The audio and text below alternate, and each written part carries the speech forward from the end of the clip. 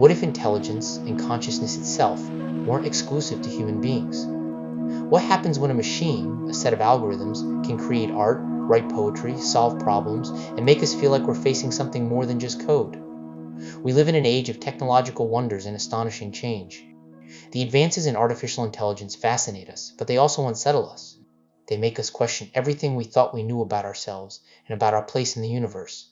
Deep down we can feel it. We are approaching the greatest of all mysteries. What is it that makes us human? More and more, I'm coming to believe that artificial intelligence isn't just technology, it's a mirror. A mirror in which we're beginning to see our own existence reflected. But what if, as we gaze into that mirror, we're also beginning to glimpse some answers?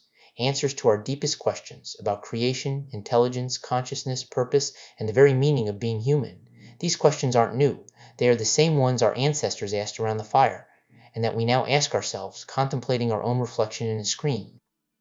George Wald asked himself these same questions. He was born in New York City in 1906. He was an American biologist, physiologist, and humanist who received the Nobel Prize in Medicine in 1967, along with two of his colleagues, for their advances in understanding vision and the way photoreceptors in the retina respond to light. He was a renowned scientist, and in the late 1950s he became increasingly interested in philosophical and cosmological questions that went far beyond mere biochemistry. He took a deep interest in ethics, politics, philosophy, and science. He was also an active opponent of the Vietnam War and the development of nuclear weapons.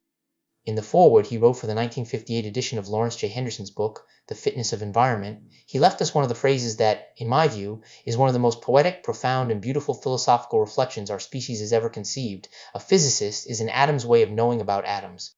It's one of those phrases that resonates in our minds forever, the kind that gets quoted and shared.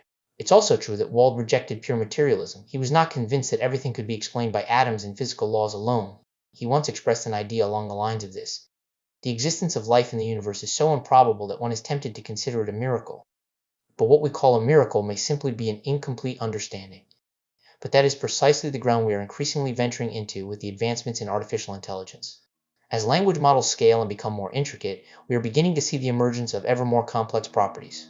And that is precisely what is forcing us to question what truly makes us human and the origin of our own nature. If it's no longer our intelligence, if it's no longer our rationality, if it's no longer our art, if it's no longer our philosophy, then what makes us special? What defines us as a species? That is the great mystery we are now facing. And what if the answer to that great mystery, what if the first clue wasn't found in philosophical treatises or poetry, but in a simple mathematical game developed in 1970? A game created by a mind devoted to exploring how the deeply complex can arise naturally from the profoundly simple.